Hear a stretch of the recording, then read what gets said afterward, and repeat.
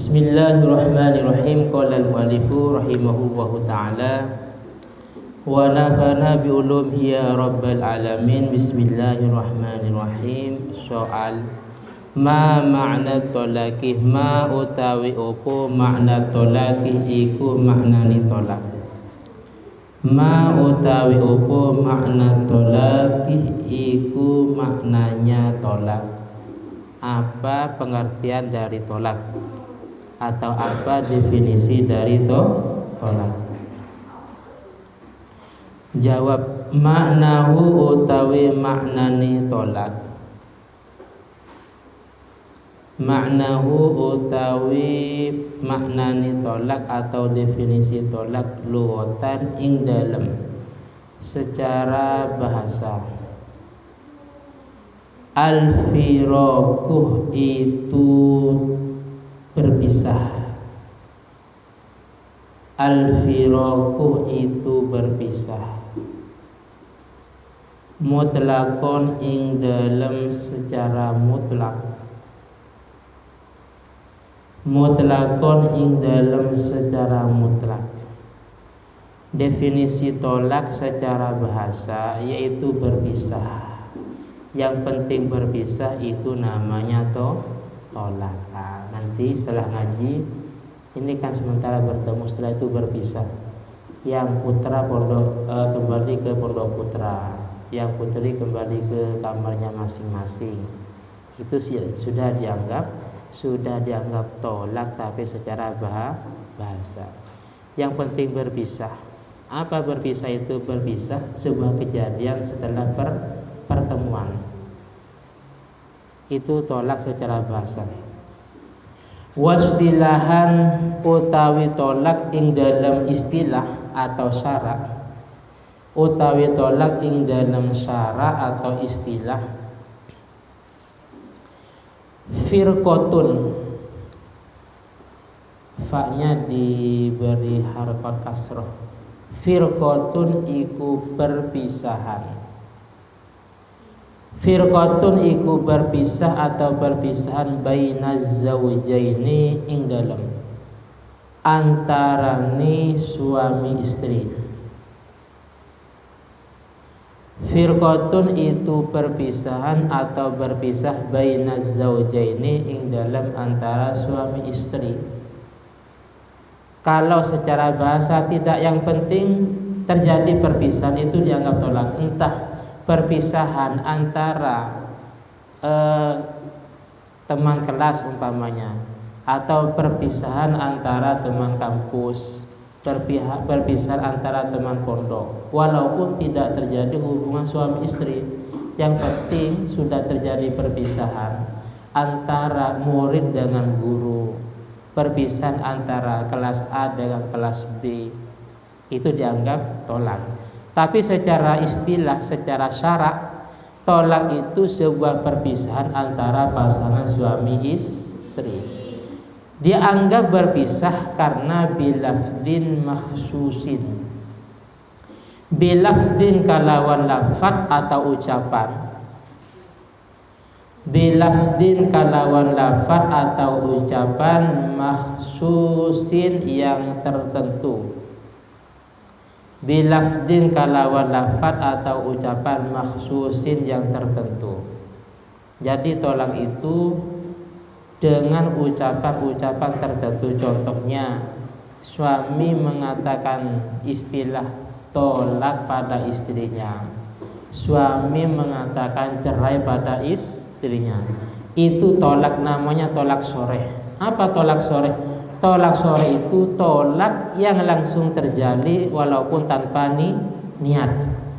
Yang kedua kinayah, sindiran. Kinayah itu tolak itu terjadi kalau memang ada niat. Contohnya, suami mengatakan roja'tuki, wis irji'i ila baitik, umpamanya, wis pulang-pulang, gak usah kembali lagi. Paham ya? Suami mengatakan pulang-pulang, mengusir istrinya, tidak usah kembali ke rumah ini lagi. Itu bisa jadi tolak. Itu ada dua kemungkinan. Kemungkinan itu cuman sekedar mengusir, kemungkinan tolak. Oleh karena itu perlu ditanyakan lagi, perlu dikonfirmasi apa tujuannya. Enggak, tujuannya cuma sekedar musir. Oh, berarti tidak terjadi tolak. Paham ya? Jadi ketika suami mengatakan irji'i ila baitik umpamanya, wis kembali ke rumahmu, enggak usah pulang ke rumahmu, enggak usah kembali ke rumah ini umpamanya. Itu ada dua kemungkinan, bisa jadi tolak. Oleh karena itu harus ada konfirmasi. Apa maksudnya mengatakan irji'i? Maksudnya mengatakan pulang-pulang, enggak usah kembali lagi. Maksudnya enggak cuma sekedar ngusir. Iya, memang tujuannya untuk mencerai umpamanya. Paham ya? Jadi maksudnya bilafdin maksusin, dengan ucapan tertentu, karena tolak itu ada dua bahasa. Ada yang soreh itu jelas, tidak butuh niat dari suami, seperti mengatakan tolak tuki, saya menceraimu, saya berpisah denganmu umpamanya. Yang kedua kinayah itu harus ada niat dari suami. Artinya kalau suami tidak berniat berarti tidak terjadi tolak. Seperti tadi, suami mengusir istrinya mengatakan pulang-pulang, tidak usah kembali lagi. Atau begini, wis mulai sekarang antara kita nggak ada hubungan lagi. Itu kan hubungan kan banyak, bisa hubungan komunikasi, bisa hubungan bisnis atau yang lainnya. Karena ada beberapa kemungkinan, maka harus ditanyakan apa maksudnya. Iya, yang saya maksud itu berarti kita cerai. Berarti namanya kinayah. Ya, yang saya maksud tidak ada hubungan sekedar masalah usaha saja, tapi kita masih ada hubungan suami istri umpamanya. Berarti itu nama kinayah. Jadi kinayah itu adalah mahtaj, sebuah ucapan mahtamalat tolaqah wa ghairah, yaitu sebuah ucapan yang bisa mengarah kepada tolak wa ghairah, dan mengarah kepada yang lain. Dan termasuk kinayah di zaman sekarang, ketika suami mengatakan istilah cerai pada istrinya tapi lewat via SMS atau via WA. Jadi di HP-nya itu tertulis entah WA, entah SMS, atau mungkin Facebook atau yang lainnya. Mulai sekarang saya menceraimu atau mentolakmu, tapi lewat via SMS. Lah itu dianggap kinayah walaupun jelas itu kata-kata bahasa tolak. Kenapa? Kalau dalam fikih, karena itu ada kemungkinan. Jadi lau talaqa zaujuh bil ikhtisari, tapi pakai bil kitabah, ketika suami mencerai istrinya dengan pakai bahasa sore tapi pakai tulisan, itu dianggap kinayah. Kenapa? Karena gini, kalau zaman dulu bisa kemungkinan itu li tajribatil qalam, mencoba kira-kira tintanya itu masih ada apa tidak. Kalau sekarang mencoba kira-kira paketan ada apa tidak. Jadi mencoba. Sehingga ketika muncul di HP istrinya, loh, suami kok mencerai lewat tulisan, padahal bertemu secara langsung barusan. Ditanyakan, ini apa maksudnya, Mas? Enggak, maksudnya itu cuma saya iseng-iseng karena tadi pagi itu enggak ada jaringan. Paham ya? Oh, berarti itu namanya. Terus bagaimana maksudnya? Enggak, saya enggak terjadi tolak, itu cuma sekedar iseng-iseng. Paham ya? Jadi walaupun pakai bahasa soreh jelas, tapi secara tertulis entah SMS atau via WA atau yang lainnya, itu dianggap kinayah, sehingga harus ditanyakan lagi kepada suaminya. Yang jelas jangan sampai terjadi yang namanya perceraian, karena itu yang diinginkan oleh setan dan iblis. Ketika ada sebuah permasalahan, diusahakan harus ada yang mengalah. Entah suaminya mengalah, terus ambil air wudhu, sholat sebanyak-banyaknya ya, sholat, baca Al-Quran atau yang lainnya. Paham ya? Ketika ada permasalahan, yang jelas semuanya mesti mengalami seperti itu, karena memang ada tugas khusus untuk setan yang memang tugasnya untuk menjadikan perceraian, perdebatan dan pertengkaran antara pasangan suami istri. Kaqaulir rajuli, seperti ucapannya suami, li zaujatihi, pada istrinya,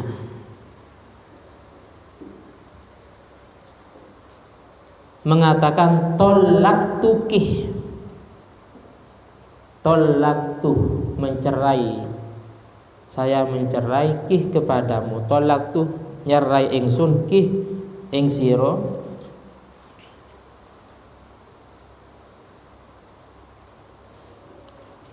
Ini harus ada di depan istri ya, paham ya? Jadi suami mengatakan saya menceraimu, itu memang ada maf'ul bihnya, ada maf'ul bihnya. Kalau seandainya istrinya di depan tapi pakai bahasa tolak tuha, saya mencerainya, istrinya di depan, nah itu juga nanti butuh proses, beda permasalahan. Jadi kalau pakai fi'il madhi seperti ini, tolak tuh harus menyebutkan maf'ul bihnya berupa mukhatabah, tolak tuki, saya menceraimu. Kalau suami mengatakan tolak tuha, saya mencerainya, itu beda lagi permasalahannya. Atau begini, istrinya di depan tapi suami menghadap ke tembok umpamanya. Saya dari sekarang 2 bulan sebelumnya itu pernah ditanyakan seperti itu, kira-kira terjadi enggak? Karena memang istrinya itu poligami dengan wanita ini. Akhirnya terbongkar, istri yang pertama beserta anaknya enggak setuju, sehingga dipaksa untuk mencerai.